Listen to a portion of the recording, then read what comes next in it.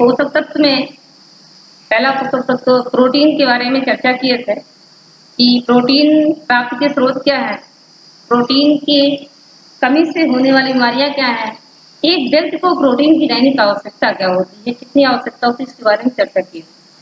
आज हम दूसरा पोषक तत्व लेके आए हैं वसा एवं लिपिड्स। तो वसा एवं लिपिड्स क्या है, इसके बारे में हम थोड़ा सा चर्चा करेंगे। वसा व लिपिड्स जो है वो एक ऐसा पदार्थ है जो जल में अघुलनशील और कार्बनिक यौगिक में घुलनशील है।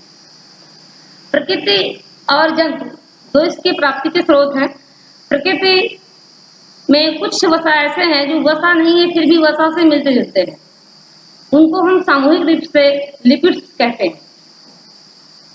तो हम देखेंगे आगे कि वसा क्या है, एक कार्बनिक यौगिक है जैसा कि हमने बताया, यानी कि इसमें ग्लिसरॉल व वसीय अम्ल यानी कि फैटी एसिड से मिलकर एक वसा का निर्माण होता है।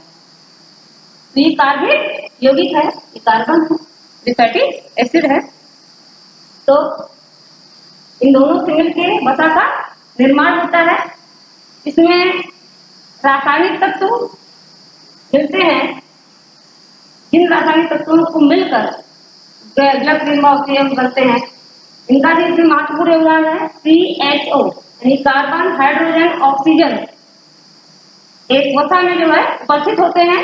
इनका अनुपात जो होता है यानी कार्बन हाइड्रोजन ऑक्सीजन का अनुपात जो होता है 1:3 अथवा 1:7 हो सकता है, किसी में ज्यादा किसी में कम।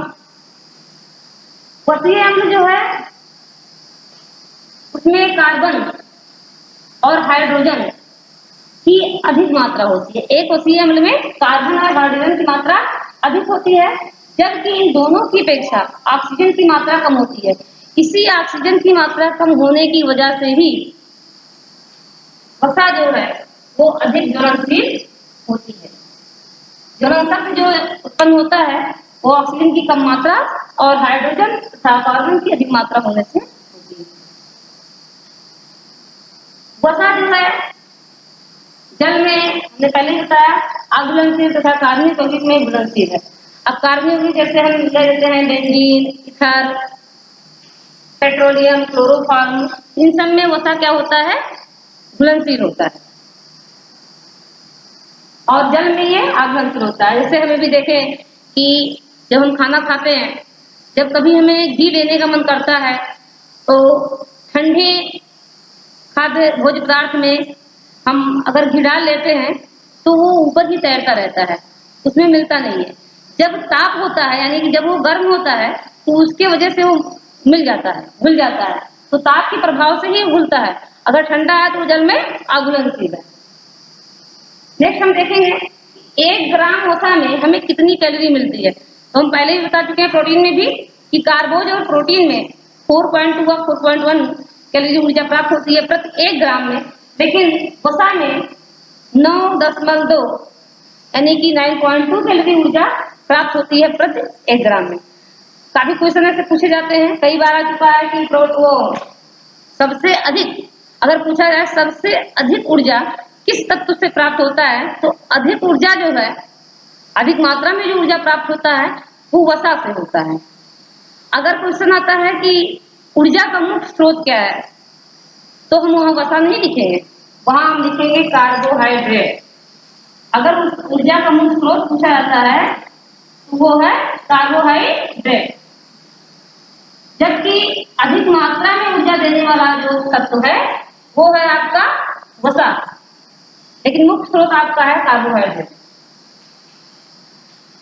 ऐसे हम अब 9.2 कैलोरी यानी कि 1 ग्राम में 9.2 कैलोरी ऊर्जा मिलती है, तो कैसे हम सोचेंगे, कैसे जानेंगे कि इतना ऊर्जा मिलती है। कभी हम जब दाल चावल रोटी सब्जी खाते हैं तो वो पच जाता है और हमें भूख कुछ जल्दी लगती है, लेकिन जब हम तली भुनी चीजें खाते हैं जैसे पूड़ी, कचौड़ी, पकौड़ी, तली भुनी चीजें लेते हैं तो उसमें वसा की मात्रा अधिक होती है। जब वसा की मात्रा अधिक होती है तो हमें अधिक ऊर्जा भी मिलती है, जिसकी वजह से भूख हमको देर से लगती है। तो इससे हम जान सकते हैं, महसूस कर सकते हैं कि दाल चावल रोटी सब्जी की अपेक्षा अगर हम पूरी सब्जी पूरी पकौड़ी कचौड़ी खाएंगे तो हम अधिक देर तक हमको भूख नहीं लगेगी। अगला पॉइंट देखेंगे, वसा में जो है, वसा जो होता है यानी कि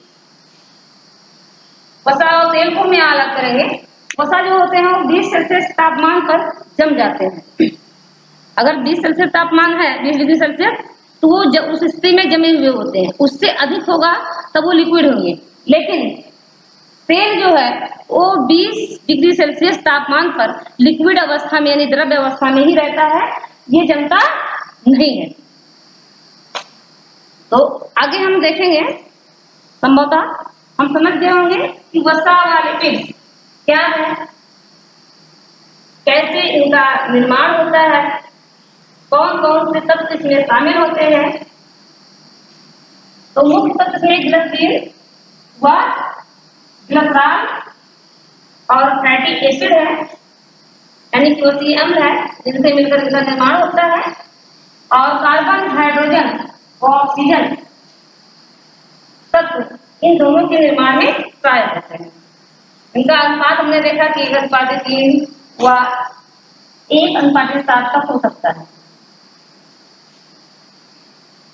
आगे हम देखेंगे वसा के प्रकार।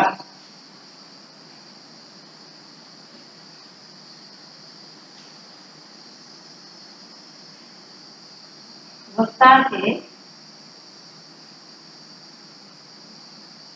प्रकार, तो वसा के प्रकार में 2 टॉपिक है वर्गीकरण में। एक तो वसा का वर्गीकरण दिया गया है हाइड्रोजनीकरण, यानी हाइड्रोजन की प्राप्तता व कमी के कारण, कमी के आधार पर वसा 2 प्रकार की होती है। हाइड्रोजन की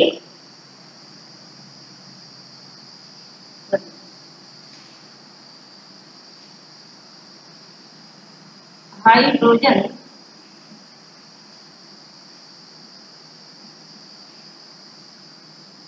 की प्राप्तता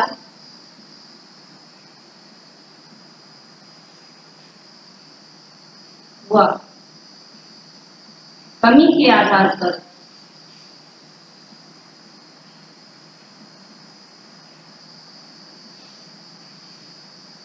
वसा 2 प्रकार की होती है।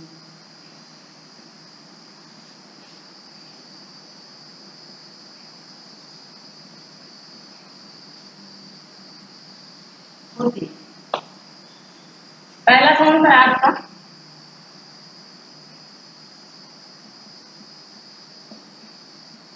असंतृप्त वसा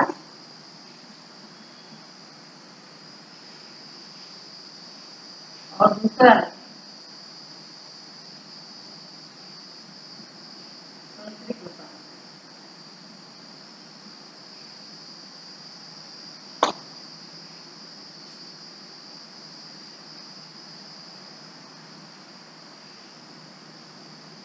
तो असंतृप्त वसा और संतृप्त वसा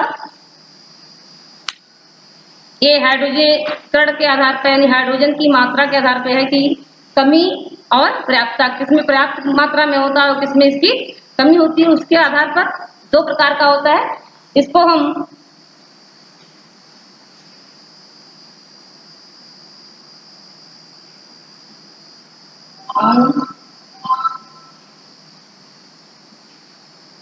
अनसैचुरेटेड और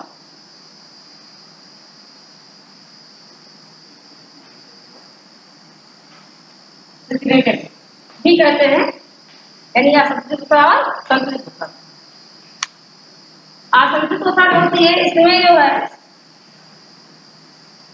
कार्बन परमाणु की श्रृंखला होती है कार्बन की, और इसमें डबल बॉन्ड लगे होते हैं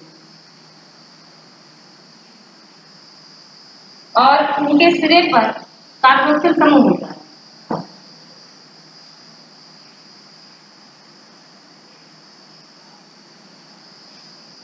और जो आपका संतृप्त वसा है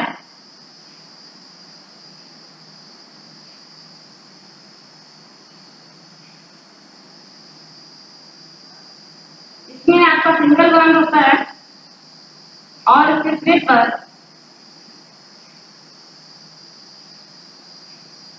कार्बोक्सिल समूह।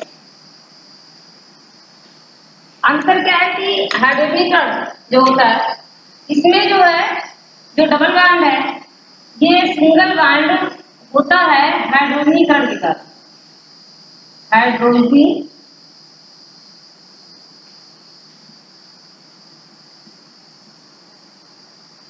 जब आपका जो वनस्पत वसा है उसका हाइड्रोजनीकरण किया जाता है तो वो तंत्रिक वसा में बदल जाता है। जैसे हम उदाहरण देखते हैं डांडा।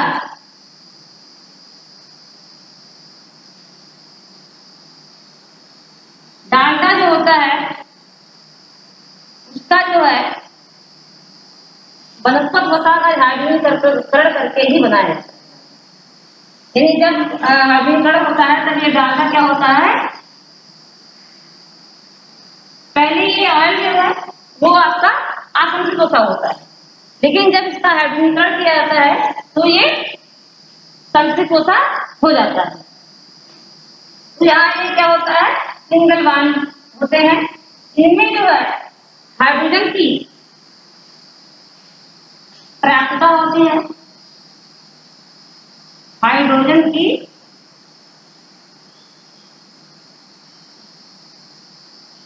पर्याप्तता होती है।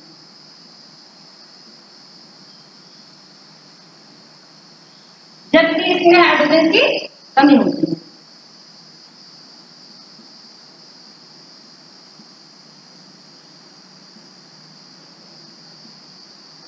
जैसे कि बात देखते हैं हाइड्रोजन की पर्याप्तता व कमी के आधार पर वसा दो प्रकार की होती है, असंतृप्त वसा और प्रदीप्त, अनसैचुरेटेड और सैचुरेटेड। इसमें जो आपका असंतृप्त वसा होता है ये आपका वनस्पत वसा होता है और वनस्पत वसा का हाइड्रोजनीकरण किया जाता है तो ये संतृप्त वसा में बदल जाता है, जैसे कि डालडा। ये डबल बॉन्ड जो है सिंगल बॉन्ड में हो जाता है। डालडा हम देखते हैं वो वनस्पत वसा से ही प्राप्त होता है, हाइड्रोजनीकरण प्रक्रिया द्वारा वो डालडे के रूप में बदल जाता है। और ये कार्बन की श्रृंखला इसमें जो है डबल बजाय सिंगल बॉन्ड यानी हाइड्रोजन प्राप्त हो जाता है, सिंगल बॉन्ड में ये आ जाता है। तो असंतृप्त वसा में हाइड्रोजन कमी पाई जाती है और संतृप्त वसा में हाइड्रोजन की पर्याप्तता पाई जाती है। ये आपका क्वेश्चन है, इसमें आपको ध्यान देना है। आगे हम हाइड्रोजन का वर्गीकरण जो मुख्य रूप से किया गया है उसकी चर्चा करेंगे अगले वीडियो में। हम आज बस यहीं तक जानेंगे कि हाइड्रोजनीकरण के आधार पर पर्याप्तता और कमी के आधार पर वसा दो प्रकार की होती है। अगले वीडियो में हम चर्चा करेंगे कि वसा का वर्गीकरण कैसे होता है, ब्लू ने जो वसा का वर्गीकरण किया है, साधारण, यौगिक और व्युत्पन्न वसा जो है, इन सब का वर्गीकरण जो किया गया है वो हम नेक्स्ट वीडियो में देखेंगे और उसको अच्छे से समझेंगे। Thank you for class.